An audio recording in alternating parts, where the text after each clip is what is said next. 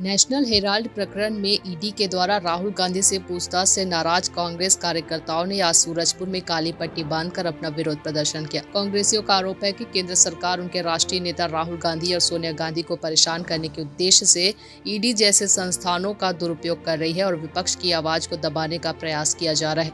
पिछले 8 सालों से केंद्र सरकार के द्वारा विपक्ष को परेशान करने का प्रयास किया जा रहा है। इनके पास सोनिया गांधी और राहुल गांधी के खिलाफ कोई पर्याप्त सबूत नहीं है, बावजूद इसके वह बार पूछताछ के नाम पर इनको परेशान कर रहे हैं, जो कि गलत है। इसी बात की खिलाफत करते हुए आज जिले भर के कांग्रेसी कार्यकर्ता पुराने बस स्टैंड में एकत्र होकर सर पर काली पट्टी बांधकर केंद्र सरकार का विरोध कर रहे हैं। सूरजपुर से विष्णु कसेरा की रिपोर्ट।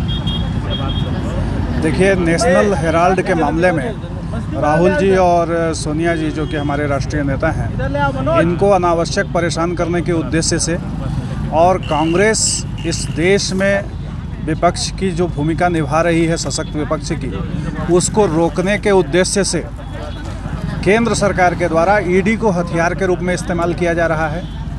और नेशनल हेराल्ड का जो मामला है, इस मामले में जो शेयर ट्रांसफ़र वगैरह हुए हैं, ये एक स्वतंत्र प्रक्रिया है। कंपनी अधिनियम के अंतर्गत स्वाभाविक प्रक्रिया के तहत इसके ट्रांसफ़र हुए हैं। इस संबंध में ईडी पूछताछ कर रही है। ये पूछताछ का बहाना पिछले 8 सालों से नरेंद्र मोदी की सरकार चला रही है।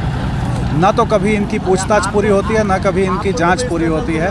बार बार जब कांग्रेस केंद्र सरकार की किन्हीं भी नीतियों के विरोध में खड़ी होती है, तो एक ईडी के बहाने से ये दबाव बनाने का प्रयास करते हैं।